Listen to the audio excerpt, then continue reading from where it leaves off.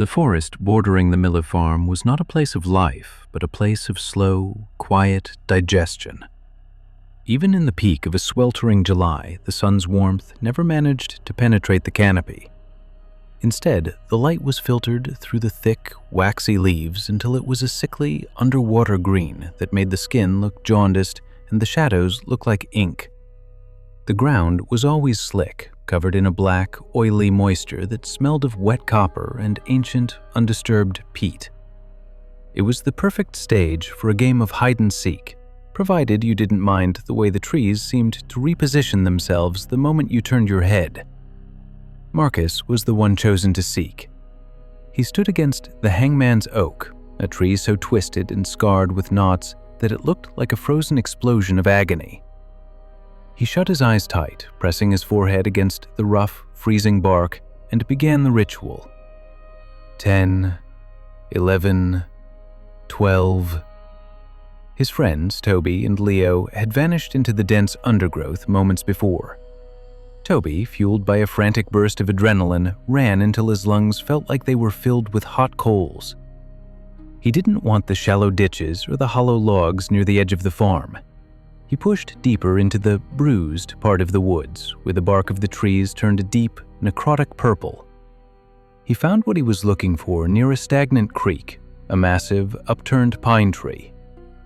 Its root ball was a jagged wall of earth and wood, splayed out like the legs of a giant, prehistoric spider frozen in mid-crawl. Beneath the roots was a hollow, a dark, inviting burrow lined with what looked like soft, ivory-white moss. It looked warm. It looked like the ultimate hiding spot, a place where Marcus would never think to look. Toby slid inside, pulling a screen of dead, brittle ferns over the entrance to mask the disturbance. Inside the hollow, the world underwent a sudden, violent change. The sounds of the forest, the incessant drone of the cicadas, the whistling wind, and the distant, rhythmic pulse of Marcus's counting vanished instantly. There was a pressure in Toby's ears, the kind of crushing silence you feel at the bottom of a deep, dark pool. He reached out to touch the white moss, but his hand recoiled with a jolt of pure electricity. It wasn't moss. It was hair. Fine, silken, human hair, growing in thick, tangled mats directly out of the damp, pulsing earth. The ground beneath him began to shift. It wasn't dirt or stone. It was soft, yielding, and unnaturally warm, like a mattress made of living muscle. Toby tried to scramble out, but the roots of the pine tree began to contract. They wove together with a wet, organic clicking sound, forming a cage of bone-colored wood that blocked the last of the green light. "Toby?" a voice called from the absolute darkness of the burrow. It sounded like Leo, but the cadence was wrong. The vowels were too long, the consonants too sharp, as if the words were being practiced by something that didn't possess a human tongue. "Leo, help! I'm stuck!" Toby cried out, his voice sounding thin and metallic in the small space. "It's okay, Toby," the voice replied. A hand reached out from the darkness where the hair grew thickest. It was pale, with fingers that possessed an extra joint moving with a mechanical, clicking precision. The earth is just hungry. It hasn't had a hider in a long time. If you stay very still, the integration doesn't hurt. You just become part of the root system. You become the nourishment. Toby watched in silent horror as his own legs began to lose their color, his skin thickening and sprouting fine, white hairs that immediately began to thread themselves into the ground like surgical sutures. He looked toward the entrance, but the ferns were gone. There was only a wall of solid, pulsing wood that felt like a rib cage. Outside, back at the hangman's oak, Marcus reached his final count. He turned around, expecting to hear the rustle of leaves or the sound of a suppressed giggle. But the forest was gone. In its place was a flat, gray plain of stone stretching to the horizon under a black, starless sky. No trees remained except for a single, massive pine made of bleached, calcified bone, its roots reaching deep into the rock like petrified veins. Marcus walked toward the tree, the only landmark in this dead world. He heard a muffled, collective sound beneath the roots, a sound of 1,000 synchronized breaths. He knelt down and pulled back a flap of leathery skin near the base of the trunk. Inside the hollow, he saw thousands of small, white faces, all woven together like a macabre carpet. They were all blinking in unison. One of them, a face that bore a terrifying resemblance to Toby, opened its mouth, which was filled with that same white, silken hair. "Your turn to hide, Marcus," the faces whispered in a chorus of dry leaves. The bone tree's roots lashed out like whips, wrapping around Marcus's ankles with a strength that snapped the bone instantly. As he was dragged into the hollow, he realized why the forest back on the farm was always so quiet. Everyone was still playing, and the earth was very, very good at finding them.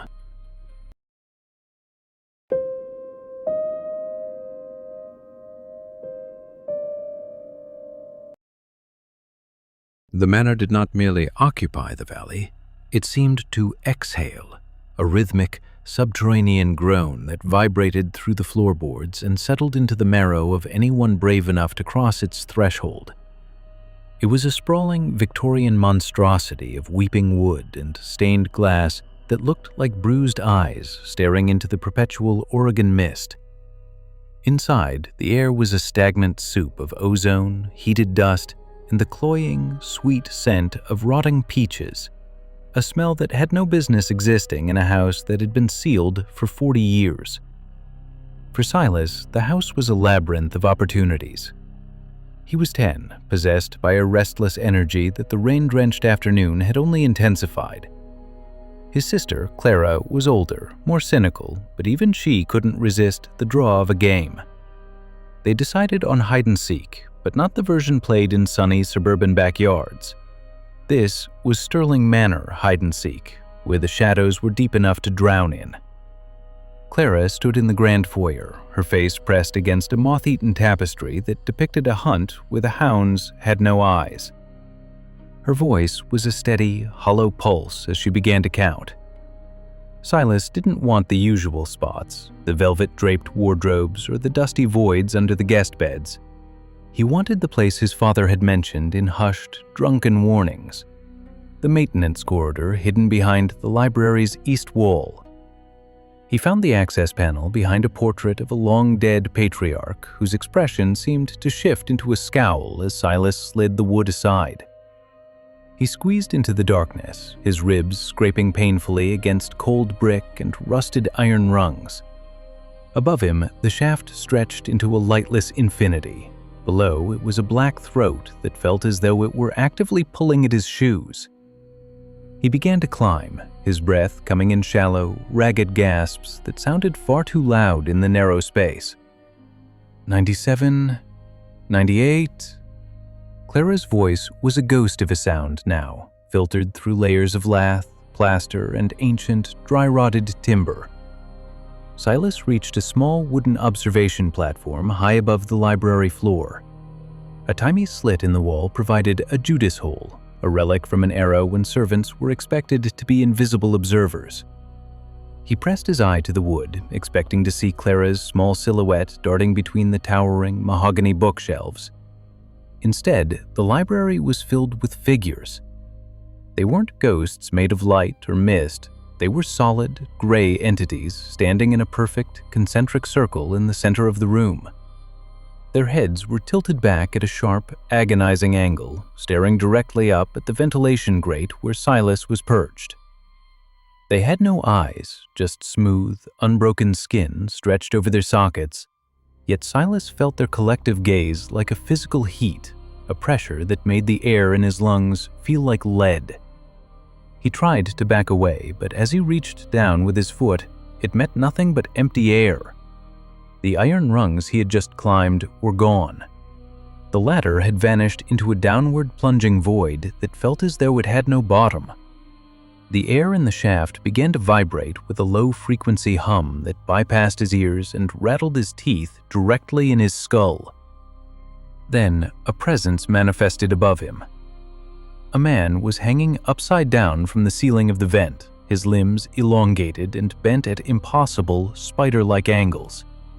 His skin had the color and texture of damp, gray newspaper, and his mouth had been crudely sewn shut with thick, black twine that looked like it had been pulled through the flesh while he was still screaming. He held a long, translucent finger to his face, demanding a silence that Silas was too terrified to break. The figures in the library below began to sway in unison, their humming reaching a pitch that made the metal platform groan. The man hanging above Silas began to tear at the twine on his mouth. He didn't use a tool. He used his own elongated, yellowed fingernails, ripping the threads with a violence that sent small, dry flakes of skin falling onto Silas's face. As the last thread gave way, the man's jaw didn't just open, it unhinged, dropping nearly a foot and revealing a dark, cavernous throat that looked like an endless tunnel.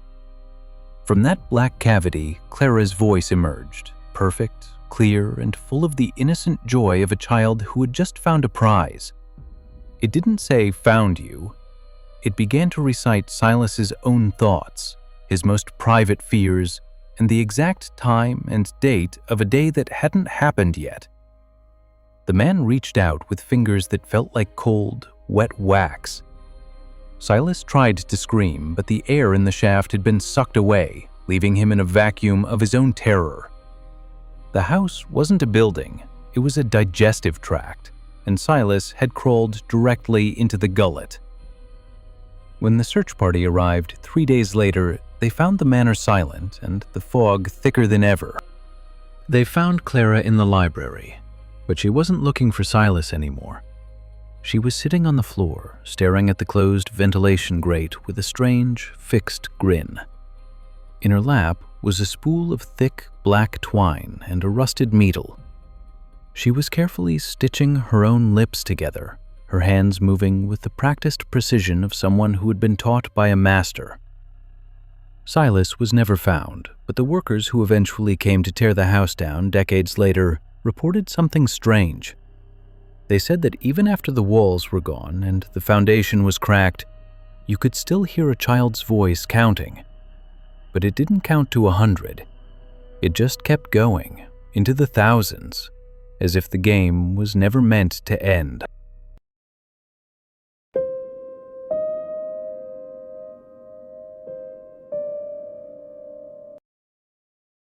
The attic of the Blackwood Gallery was not a place for the living. It was a graveyard for discarded perspectives. It was a sprawling forest of silver and glass filled with hundreds of mirrors from every conceivable era, gilded Baroque frames that looked like frozen golden flames, sleek Art Deco circles that resembled cold, unblinking eyes, and cracked, handheld vanities that had witnessed the slow decay of 1,000 faces. The air up there was different from the rest of the building. It was thin, metallic, and tasted of old mercury and silver nitrate. When the gala downstairs became too loud, the music turning into a dull, thumping headache, Julian and Chloe slipped away. They were young, fueled by a reckless combination of vintage champagne and the arrogant belief that they were the only two people in the world who truly mattered. They sought the quiet of the upper floors, but the attic offered something more, a playground for their vanity. "Hide and seek," Chloe whispered, her eyes bright and dilated in the dim, amber light filtering through the dust-covered skylights. "If I win, you have to buy that emerald necklace we saw in the window on Bond Street.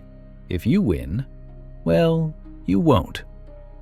Julian leaned against a stack of crates filled with unsold sculptures and began to count. He didn't use the standard pace. He slowed it down, savoring the anticipation. Chloe vanished into the labyrinth of glass.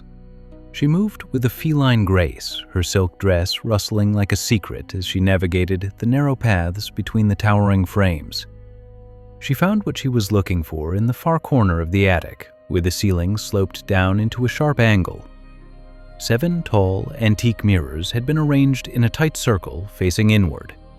It was a kaleidoscope of her own reflection, an infinite loop of her green dress, her pale skin, and the diamonds at her throat.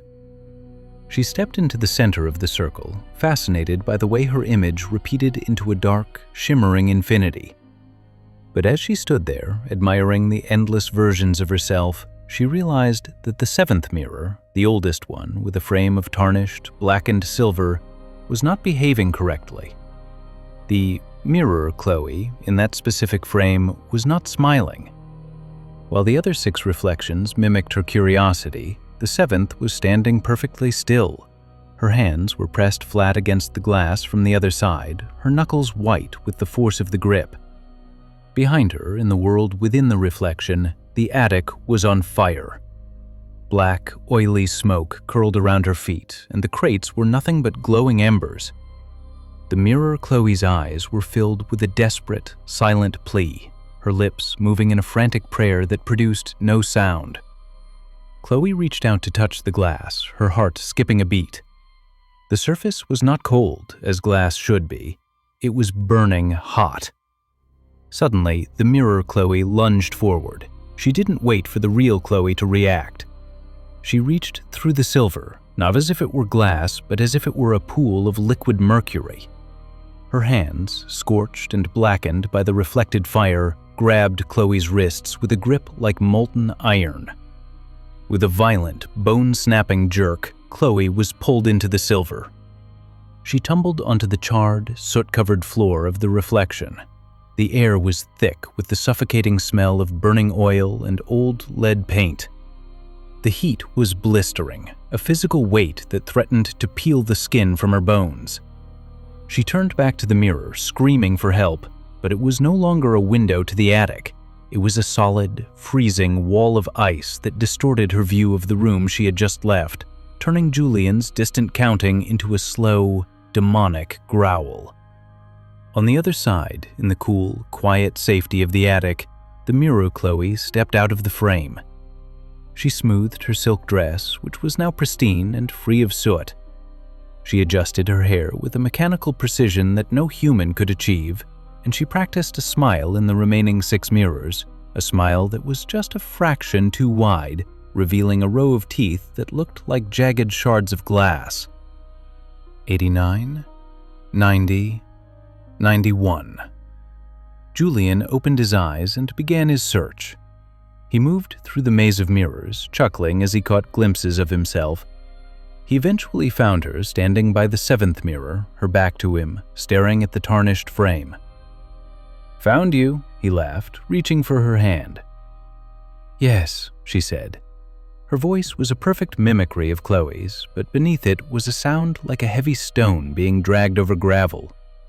Her grip, when it closed around his, was sharp and cold as a diamond. "You found me."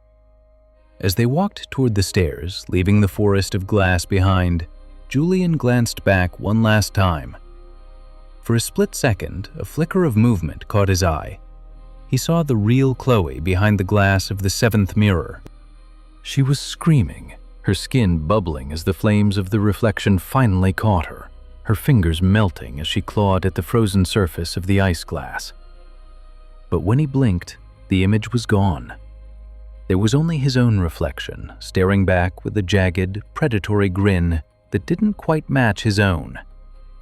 He didn't notice that his own image had started to move a second slower than he did, its hand reaching for a heavy, silver frame from within the glass. The game wasn't over. The mirrors were just preparing for the next seeker, and the gallery was always in need of new art.